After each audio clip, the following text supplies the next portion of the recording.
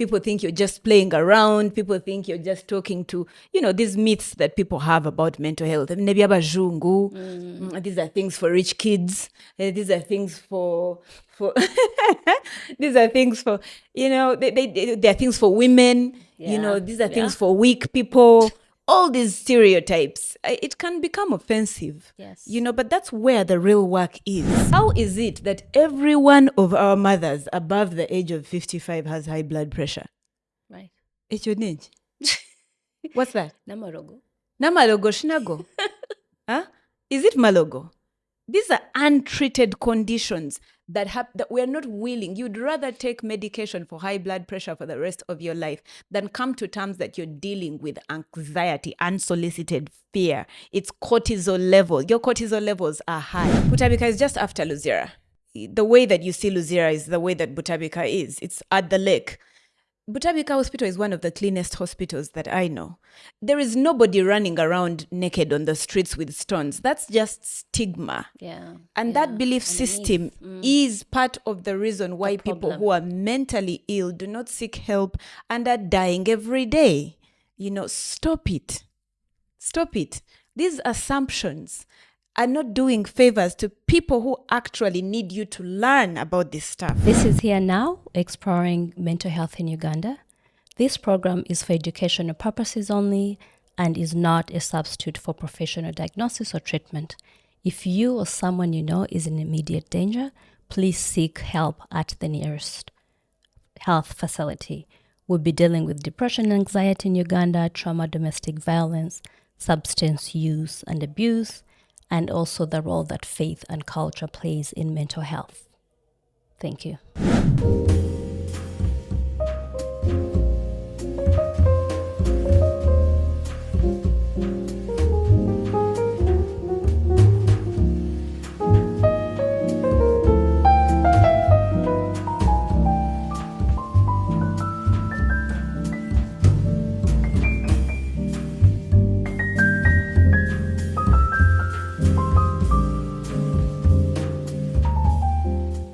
Welcome to Here Now with Stella, the founder of Ikunde.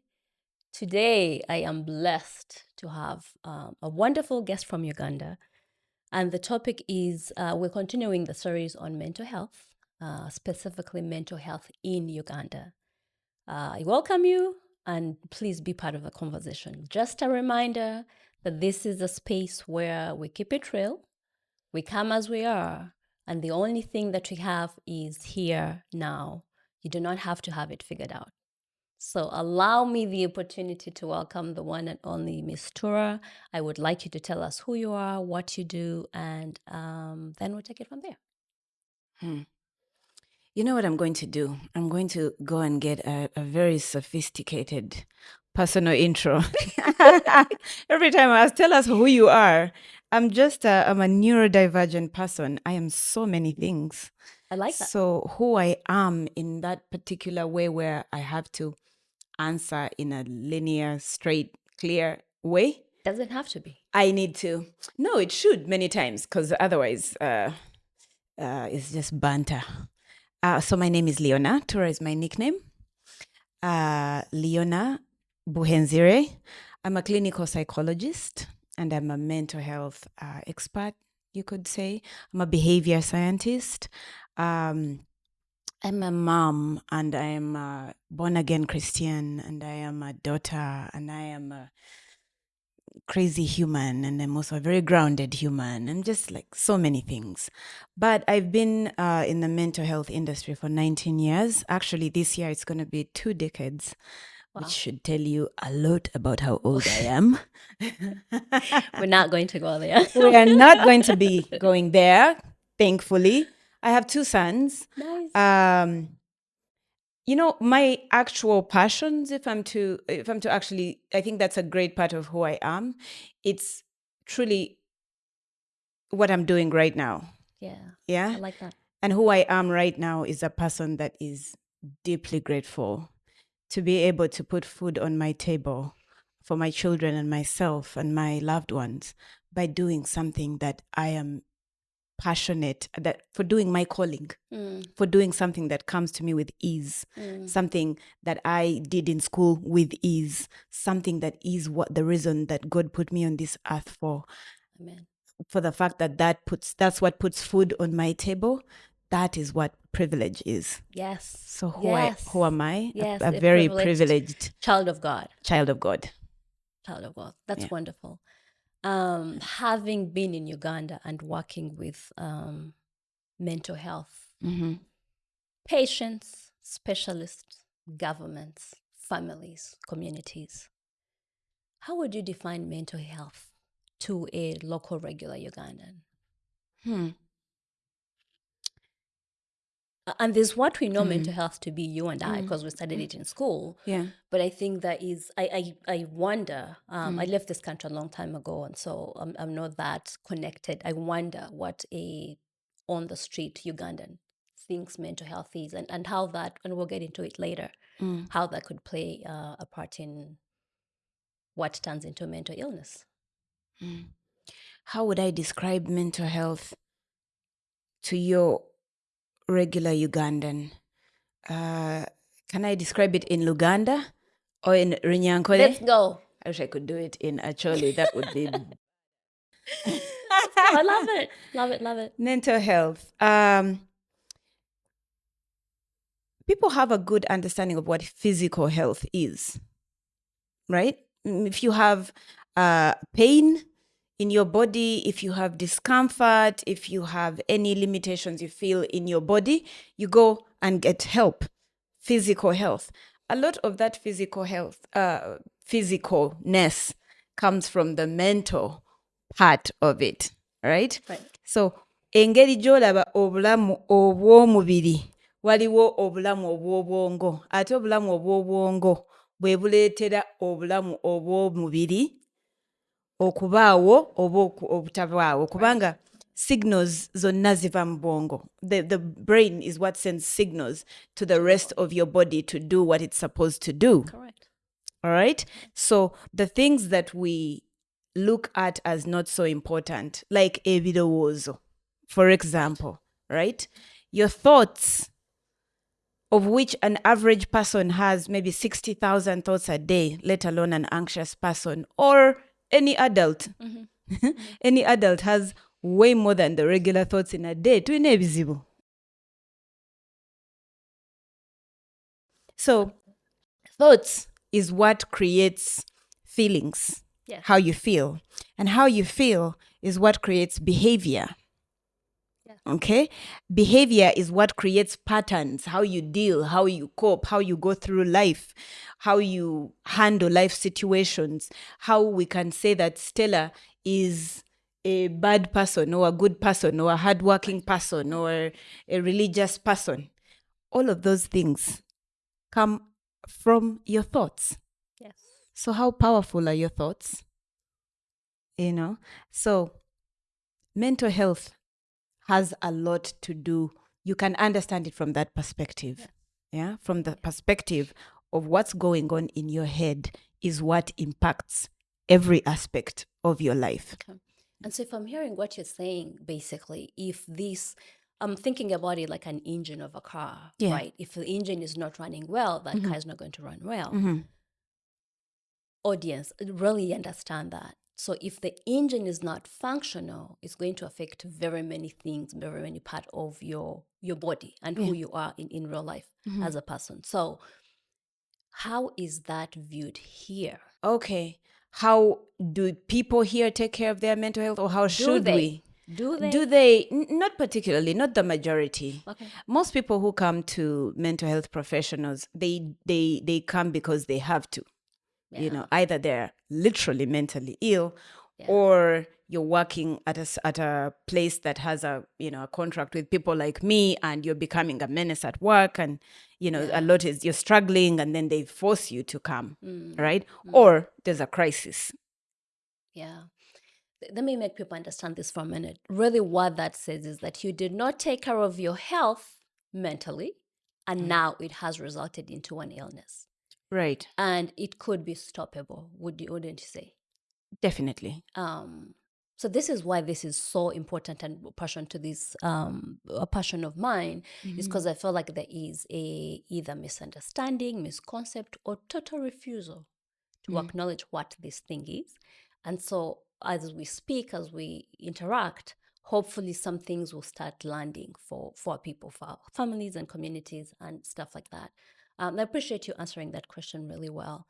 The other thing that I wonder, I remember growing up, there's this one family that they had an uncle who now I know was mentally ill, that they locked this guy up in a room, right? They just would never let this guy come out. And then neighbors were saying that they are bewitched. Is that something you have heard? And so what are the myths about mental health in this community? You know, we are a community that is very spiritual, right? That's not necessarily a bad thing, Right. but a lot of people believe, also what's funny is that many people that are actually going through psychosis will have these spiritual things that they're talking about, right? So like everybody that's in, if you go to Butavika Hospital, there's a lot of patients who are like, I am Jesus Christ, Nze Katonda, Nze. No wonder people think that, I think it comes, seriously speaking, I think it's stigma. Yes. I think it's the core of this issue here is stigma. Just ignorance, not knowing something makes you create Make up stories. To what brought it up. Why are you like this? Why are you talking to yourself? Well, we can explain to you literally scientifically why this person is having auditory hallucinations. Okay, there's many illnesses that cause it. Okay, so but you're not willing to hear that, you because you're not open enough to that. So I've had a lot of this. Yes. That said, I'm also a very spiritual person, and I always urge my fellow safeties in quotation marks, because even us as Christians, we think that mental health in particular is a spiritual issue. And as a Christian, I can say all illness is a spiritual issue. But when you single out mental illness, you're still going into that stigmatizing part, right? If you think malaria is a spiritual issue, then by all means, because I know that when you have malaria, you're going to go and get medication, you're going to go to the doctor and then pray about it as well, because God is powerful, God heals, right? But when you think it different for mental health, that creates a serious issue. Now, if there was no stigma, people would understand that physical and mental illness are both illnesses, right? But imagine the stigma on a mentally ill person. Imagine because people here assume, for example, one of the myths is that if you're mentally ill, you're dangerous. That's why they lock them up. So I would like for people to imagine being locked up because you have cancer. Yeah. Right? Because it's a lifelong illness. You're already suffering as is. You're ill. Your body hurts. Things are going crazy. You see yourself as a burden on your loved ones. You want to do more. You want to be more present. But here you are being looked at as a danger and literally being locked up. And then we go over that and wonder why many mental illnesses end up in suicide. Right. How could they not?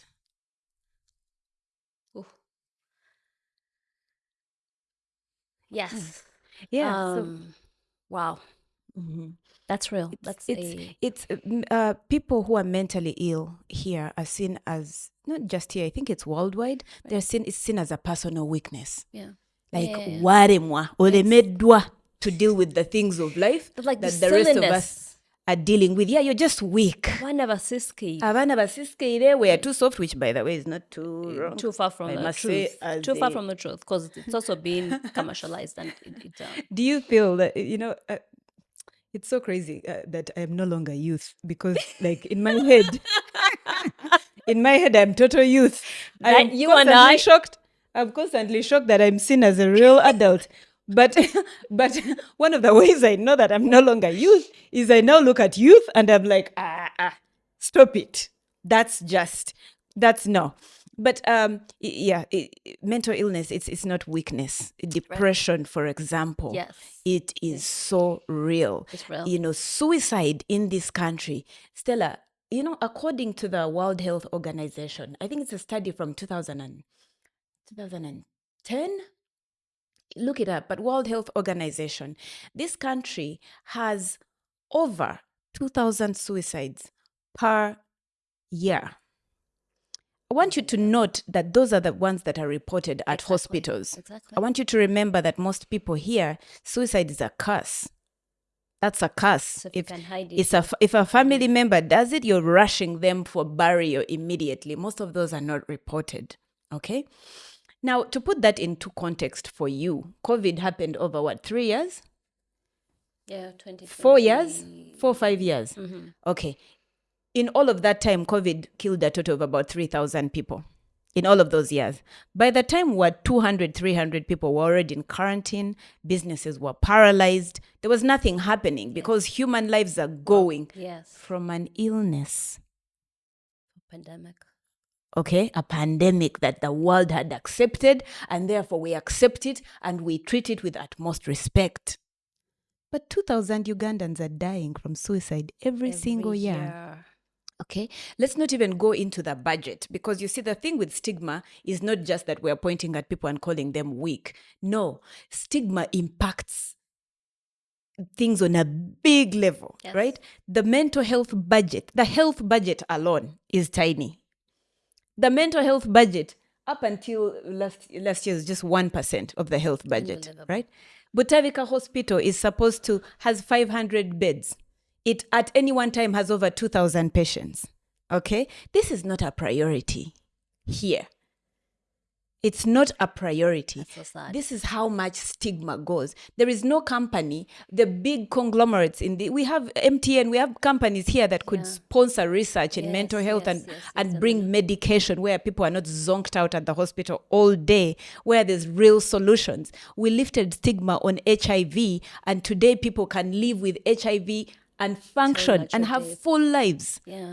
That's not the case for people who are mentally ill today because of that stigma. There is no company that's going to put millions of dollars towards depression. Why? Where's their blueprint? Who's going to clap for them? Companies don't operate off of emotions. They need serious blueprint. You see what I mean? So people with mental illness are not dangerous, guys, or violent. Okay. Another myth is that people think mental health conditions are rare. They are not rare. Right. Also, they think mental illness is a crazy person running on the road butt naked. Addiction is mental illness that can be treated. Absolutely. Depression is mental illness that can be treated. Anxiety disorders.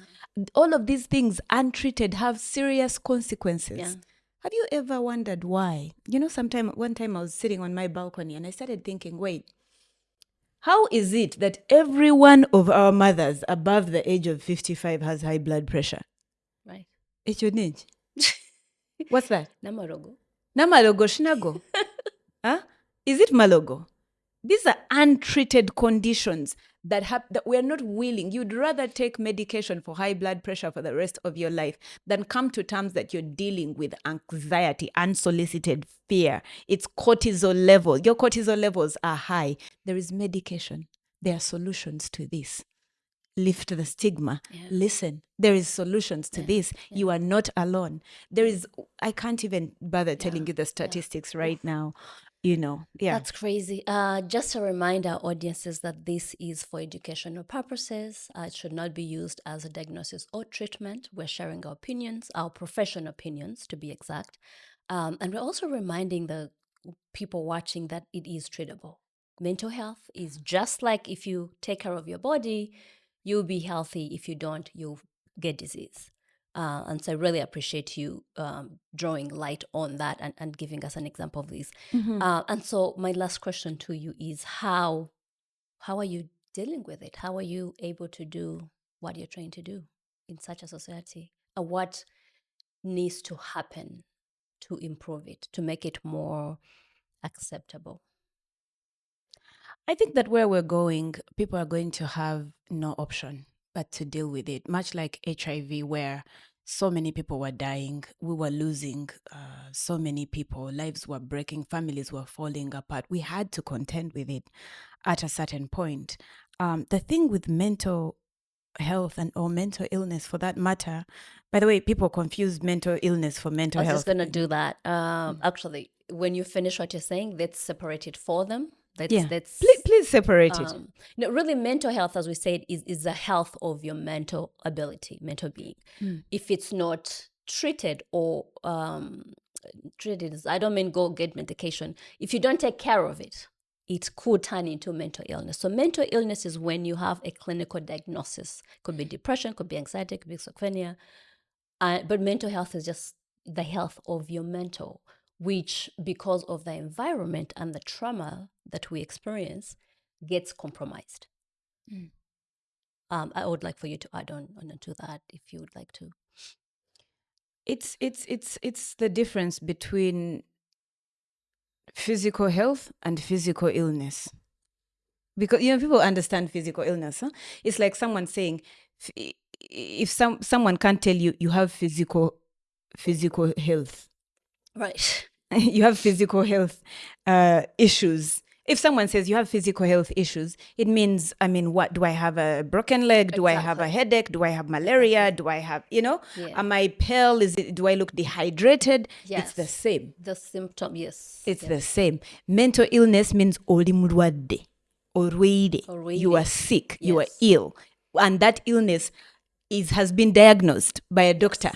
Okay, by a psychiatrist. They've told you this is the condition that you have, and you're taking medication for it. That's mental illness. Yes. Now, you can have mental health issues without being mentally ill. Absolutely. Same way you can have physical health issues without being diseased or sick.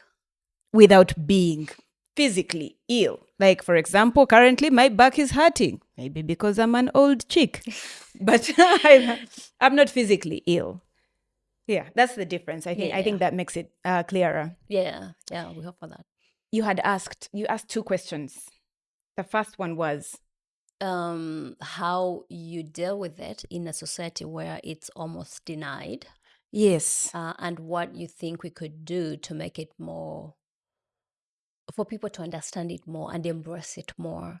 I don't think the stigma is a one-day thing that is going to be taken away, but I believe the more we talk about it, the more we educate people, because I think part of it is ignorance and just not knowing. The more you educate people about these differences and what these things are, then it will be more apparent. So how do you deal with it in a community or a society that has stigma, is not accepting of the issue? And then number 2, what can we do to make it even more, to make our communities more aware? How do I deal with it? First of all, I have many years of experience, which makes it much easier for me. I have experience. I've dealt with this for so many years. So that really helps. How do I help? Usually people will come to me. I won't be the one going to them. Yeah.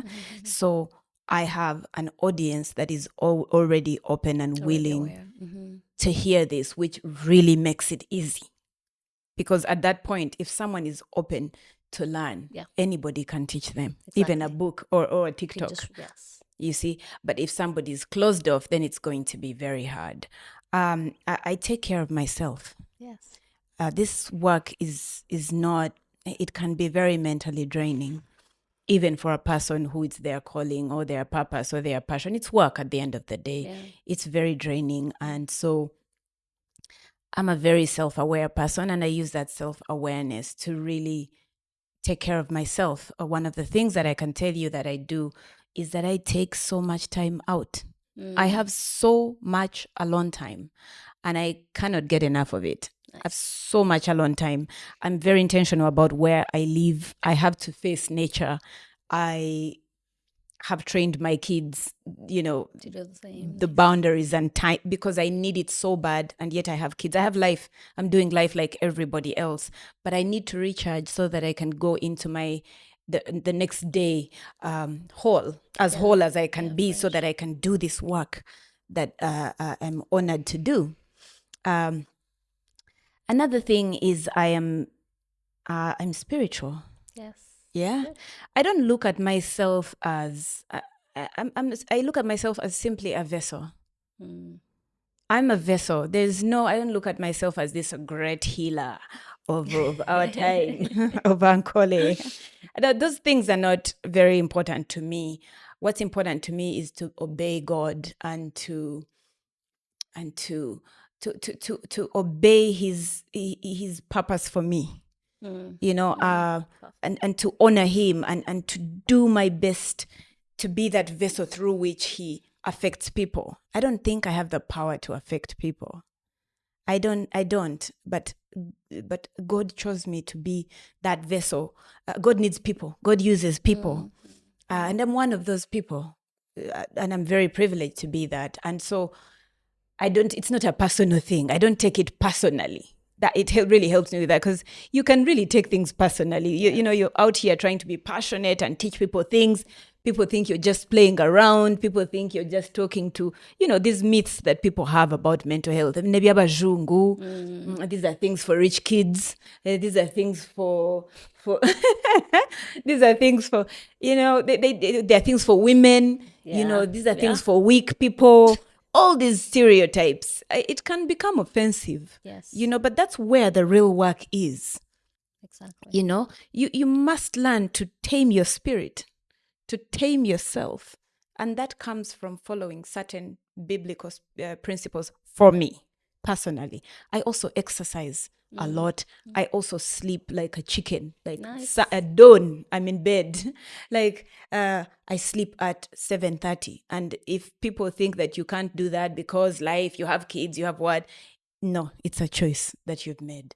When you understand how powerful sleep is in healing your body and your mind and recharging, you will exercise it very well. Everybody in my house is a morning person simply because we sleep for too long.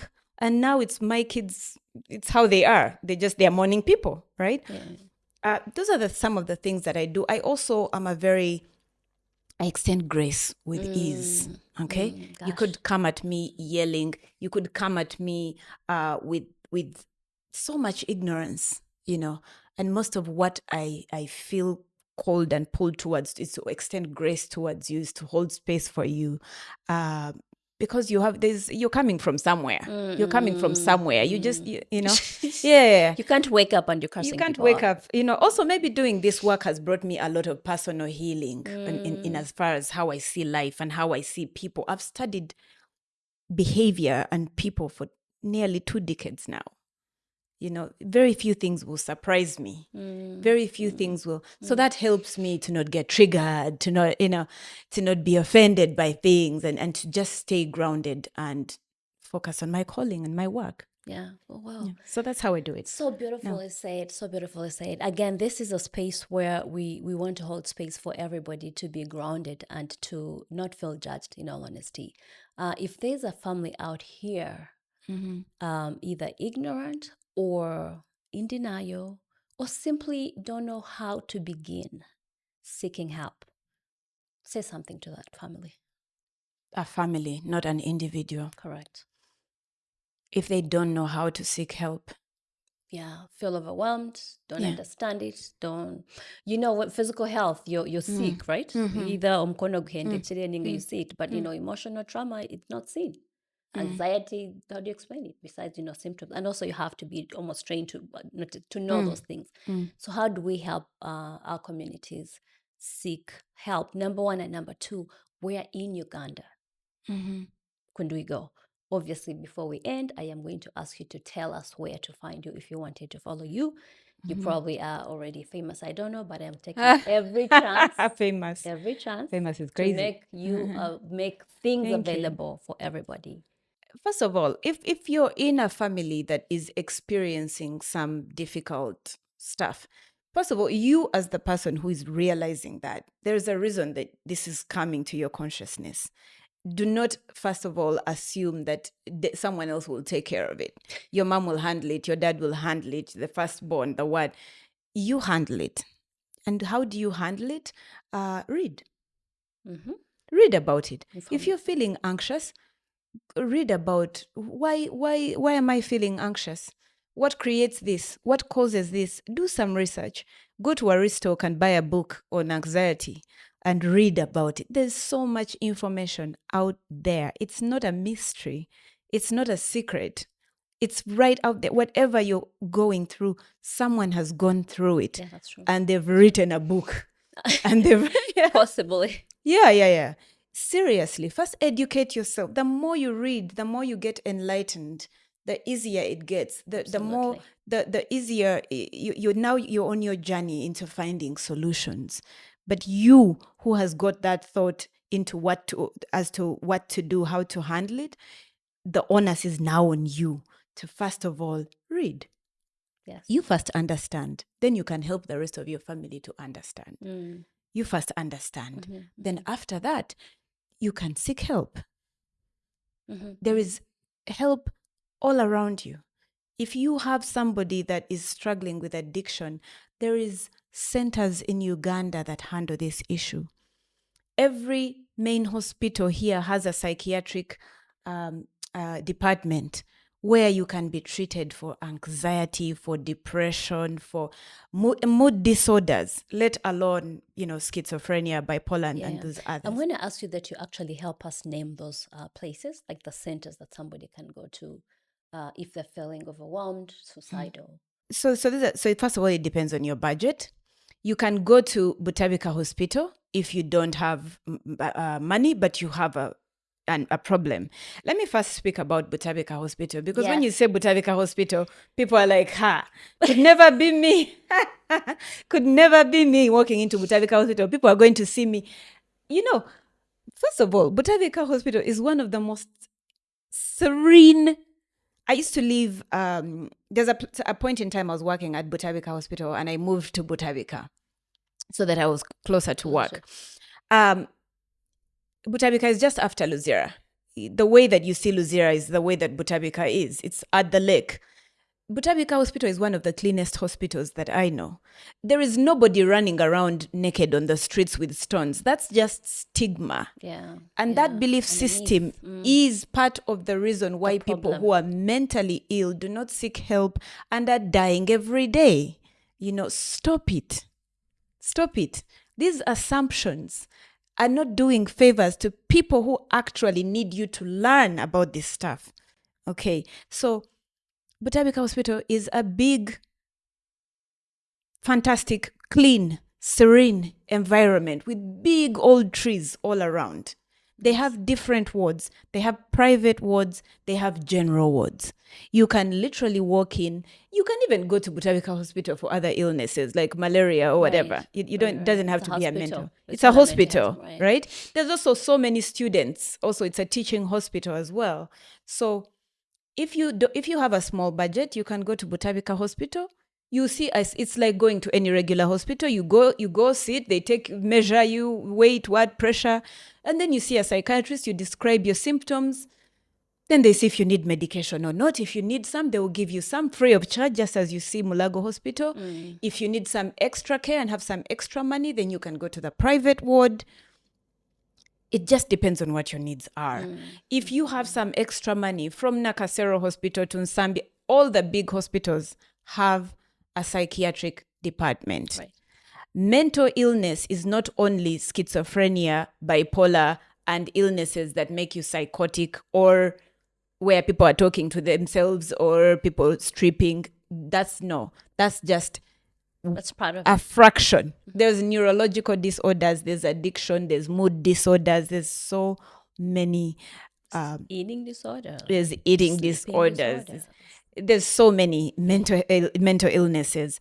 Please go to any main hospital, ask to see, just like you'd see a cardiologist or nephrologist, you ask your psychiatrist, okay? And you will see one, and they will give you a prescription. They will tell you what you have, for one, and then you can see how to work with it and how to treat it. If it requires medication, you'll get medication. You will probably be recommended at that point to see a psychotherapist. Yes. Okay? If you are, and then you seek one. In fact, the hospital that you've been to, usually might have a clinical psychologist or they refer you to one. To one. Yeah. Oh, that's wonderful. Thank you so much for being here. You're How welcome. do we find you? Well, another thing I need to research. Are you on socials? So Are you I'm on profile? Instagram as Mental Health Support Systems. Okay. All right? That's a mouthful. Is that your handle? But yes, that's my handle. Okay. The Mental Health Support System with an underscore between every two words. Okay. Right? So the Mental Health Support System, it's on Instagram, but I am my personal. You can email me, you can call me, you can call my office. I can attach my office number to this. Yeah, and you can reach me that way. Oh, yeah, that's wonderful. Yeah. Thank you so much again for making the time. First of all, I want to thank you so much. I know you just flew in and you're tired, but thank you for being here now with Stella, and I hope to see you again. You're very easy on the eye. I've been enjoying staring at you. We are straight guys. We just keep it real. Yeah. Thank you, our viewers. This is Here Now with Stella, founder of Ikunde. Thank you so much. And the next episode will still be in a mental health series, and hope to see you again. Remember, you do not have to have it all figured out. Meet you here now.